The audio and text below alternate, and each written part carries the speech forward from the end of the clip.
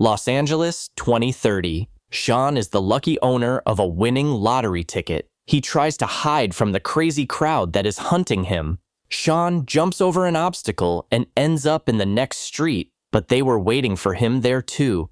Only his fighting skills help him survive and escape. Sean breaks into someone else's house, but he is out of luck because the woman recognizes him, and because of this, she kills him and takes all the winnings. "We're going to be rich," she says. After a while, a TV crew led by Johnny arrives and hands over the long-awaited coupon. There are 18 hours left until the next drawing. Katie is riding the bus and sees an advertisement for a security agency that guarantees life safety. She has just recently arrived in the country and knows nothing about the lottery day, so she doesn't understand why people on the streets are acting so strangely. Meanwhile, Noel is sitting in his garage creating weapons, as he has his own agency where he offers protection to winners for a substantial sum of money. As for Katie, she is quite poor and has to live with Shady. Their conversation is interrupted by a guy named DJ who brings them the news that today's lottery win will break all records and will amount to as much as $3 billion. The next day, Noel wakes up to a sewer backup, but that doesn't stop him from going to his job interview. In an attempt to get a prepared speech, Katie picks up a lottery card and registers as a new player. As soon as she leaves the office, a message is sent to everyone about the new winner. It turns out to be Katie. The other girls immediately try to kill her. Since Katie doesn't know anything about the drawing, she tries to calm the other girls down, but when they can't agree, she decides to hide in the martial arts section, where she is immediately recognized. The teacher orders them not to touch her, because he will get her, and anyone who opposes him will be seriously injured. When the man manages to grab Katie, Noel bursts into the building. He goes into combat mode and rescues the girl, followed by an offer of 10% of the winnings. While she is thinking, he offers 5 free security services, and all subsequent services will be 10% each. Katie signs off on it, and now they have a business relationship. To keep Katie safe, Noel ties her to him while fighting off anyone who tries to approach them. A local serious man runs into the office, but when he sees Noel, he chooses to retreat. When everything is quiet, Noel helps people lie down on their sides, because no one should die. He explains that in 14 minutes the drone will locate her. Explaining the essence of the lottery and its rules, he puts Katie in the car as quickly as possible and runs away from the angry crowd. While all the people in the city receive the message about the winner, they have 6 hours to kill her. Because of this, everyone quits their jobs. "How long has this nonsense been going on here?" asks Katie. "I don't know. A few years," Noel replies. Katie wants to know if she can refuse the winnings. It turns out that it is possible. You just have to leave the city, but no one has ever done it.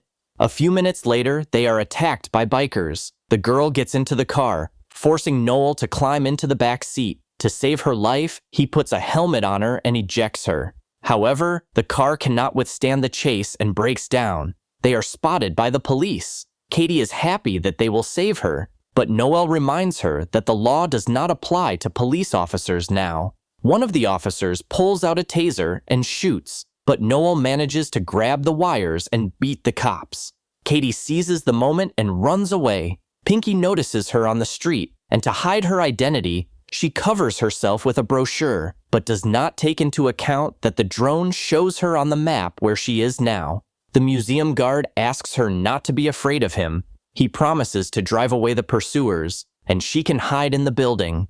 Katie tries to figure out where the nearest exit from the city is, but is interrupted by a call. Shady wants to reassure her that she is going to help and says that she is actually home right now, but Pinky exposes her lie. Shady takes out the guard and enters the museum. They quickly find Katie, and she defends herself with every object available, even a doll's head. The fight moves to another room. Shady grabs an axe and throws it at Katie, but it turns out to be fake. The guide immediately notices Katie, and all the people run to kill her. However, she is lucky because Noel is nearby, and he saves the girl once again.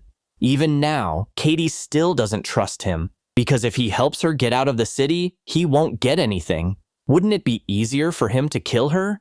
Katie talks to him and then stuns him. Katie is unable to close the door because of the crowd breaking through. Noel tries to shoot the dart, but Katie is sure that he meant to shoot her. Obviously, he denies it, but Katie takes aim at him anyway. Noel sits down next to her and starts talking about his life. An Oscar falls out of Katie's pocket, which he really liked. Kathy admits that she decided to become an actress only for the sake of her mother, who loved watching movies. Her mother realized that Hollywood was a dirty place and gave her a keychain before she left. When Katie was a child, she was very famous and earned a lot of money, but her father stole everything and ran away. Noel supports the girl, and Katie begins to trust him, which is why she gives him her gun. For Noel, other people are very important, and that's why he decided to protect people while making money. Shady had the idea to throw a man into the pool and find out the code to the bunker. This was not part of Noel's plan. He calls Lewis because he needs an urgent phone attack. All the phones around start exploding, and while everyone is trying to put out the flames on themselves, the couple quietly leaves. Being a decent man, Noel cannot pass by a man in trouble and professionally extinguishes the flames. Outside, agents from a security agency were waiting for them. They were the ones Noel called. However, they order him to stay away from Katie. She screams that she will not go anywhere without him, and they have to let her get into the car. Katie asks Noel if he is on the team. He replies that he is a freelancer and just asked them for a favor. The guard jokes with Noel, saying that as long as he is with them, she is completely safe. Later, they arrive at the base. There are armed men and high fences everywhere. Katie reminds them that guns are not allowed, but the guard replies that they have rubber bullets, and this helps to get around the ban. Lewis comes out of the building and calls himself a fan of Katie's, because most people would not have survived more than 15 minutes, and she lasted several hours without any help. Hearing the disparaging comments about Noel, Katie stands up for him and reminds him that she was not alone. Because of the phone attack, Katie lost her phone, and Lewis donates the agency's phone. There are 4 hours left until the end of the lottery. There is a stand in the building with all the surviving lottery participants, and if she signs the document, her face will appear on the stand. She is willing to sign the document, but on one condition: Noel must also get the money because he saved her life much earlier than they did. Lewis is reluctant, but he gives his consent, and Katie signs the document. At this point, the crowd surrounds the building. In case of emergency, underground passages have been built under the base, through which Katie will get to the bunker, but before that she needs to undergo a medical examination. Noel tells us that he used to work with Lewis. They were mercenaries to eliminate bandits, but it turned out that they were not told the truth, and some of the people were ordinary citizens. He had to resign, but the realization that he took the lives of innocent people still torments his soul, and he transfers some of the money to the families of the victims. Their conversation is interrupted by an employee of the company.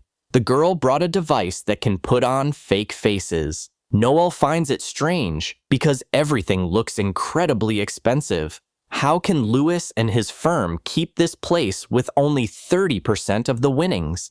And they had no winners last year. He's probably killing everyone who comes to him. And when Lewis forbids Noel to go with Katie, she attacks Lewis. Noel opens the garage, and in the confusion, he takes out the key card and gives it to Katie so that she can escape. Noel starts the autopilot cars, and Lewis realizes that Katie is hiding in one of them. The workers try to track the phone, but Katie has figured out how to turn off her geolocation. She takes control of the car, and the agency immediately notices. Lewis calls Katie and hints that if she doesn't turn the car around, someone close to her will die. Noel tells her not to listen to him and to leave the city. Then Lewis wounds him. Not wanting Noel to die, Katie has to turn around and meet him at an old theater. Lewis admits that when they were mercenaries, he knew who they were killing, but he didn't care because they were making a lot of money. Armed with a pistol, Katie enters the building. She threatens to end her life if he doesn't let Noel go. Lewis doesn't believe she's willing to do that for Noel. He says that there is nothing stopping him from erasing her fingerprints and making it look like a murder. For this case, Katie is broadcasting online. When she gets too close, she rams Lewis. The phone falls to the floor, and now everyone knows where she is. As Katie defends herself against the people and Lewis, she rips out the mount and starts spinning around like a ninja turtle. Grabbing Lewis, he asks Katie to run away, but Shady blocks the way. However, she loses consciousness from one blow. Noel shouts that there are only a few minutes left, and Katie climbs on a rocket so that no one will follow her. He knocks down the mount, but there were too many enemies. The agents break Noel's arms, allowing Lewis to continue the chase. Katie manages to pull out the grenade's pin, sending Lewis to the other side. At that moment, the game ends, and she becomes the final winner. In gratitude for her help, Katie promises to give 50% to Noel. The movie ends with a scene where Katie and Noel buy Lewis's firm, but they don't charge for protection, and they also open many charitable organizations.